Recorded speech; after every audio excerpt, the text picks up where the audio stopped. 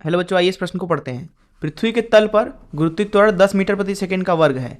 मंगल ग्रह का द्रव्यमान पृथ्वी के द्रव्यमान का 1/10 तथा इसकी त्रिज्या पृथ्वी की त्रिज्या की आधी है। मंगल पर जी का मान कितना होगा? आइए इस प्रश्न की मुख्य अवधारणा की चर्चा करें।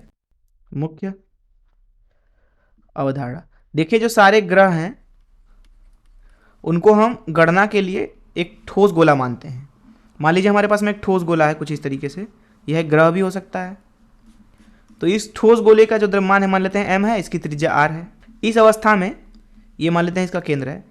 पृथ्वी के इस गोले के हर एक बिंदु पर, इसके सतह पर जो गुरुत्वीय त्वरण होगा वो समान होगा और वो केंद्र की तरफ होगा।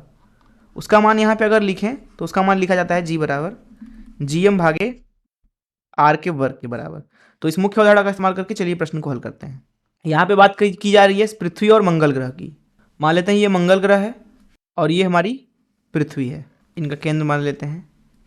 पृथ्वी का जो द्रव्यमान है वो मान लेते हैं me है, त्रिज्या मान लेते हैं re है।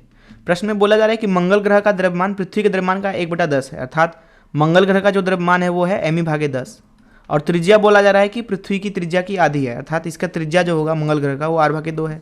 बोला जा रहा है कि पृथ्वी के तल पर गुरुत्वीय त्वरण जो है वो 10 मीटर प्रति सेकेंड का वर्ग है। तो हमसे पूछा जा रहा है मंगल पर जी का मान, इसके सतह पर। देखिए, जो जी का मान होगा मंगल ग्रह पे उसका मान लिखा जाएगा जी गुणे द्रव्यमान जो कि है me भागे 10 भागे त्रिज्या का वर्ग, त्रिज्या है r/2 इसका वर्ग, जो कि बराबर है जी me भागे re का वर्ग गुणे 4/10 के बराबर।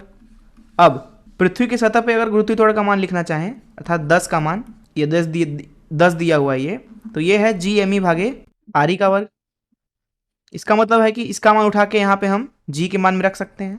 तो आपको g यहाँ पे मिलने वाला है, g बराबर 10 रख देते हैं जी me भागे re के वर्ग के स्थान पे, तो 10 गुणे 4/10 जो कि है 4 मात्रक हो जाएगा मीटर प्रति सेकंड का वर्ग, अर्थात मंगल ग्रह पे g का मान हो जाएगा 4 मीटर प्रति सेकंड का वर्ग। यही हो जाएगा इस प्रश्न का उत्तर। मैं आशा करता हूँ कि आपको इस प्रश्न का हल जरूर समझ में आया होगा। धन्यवाद।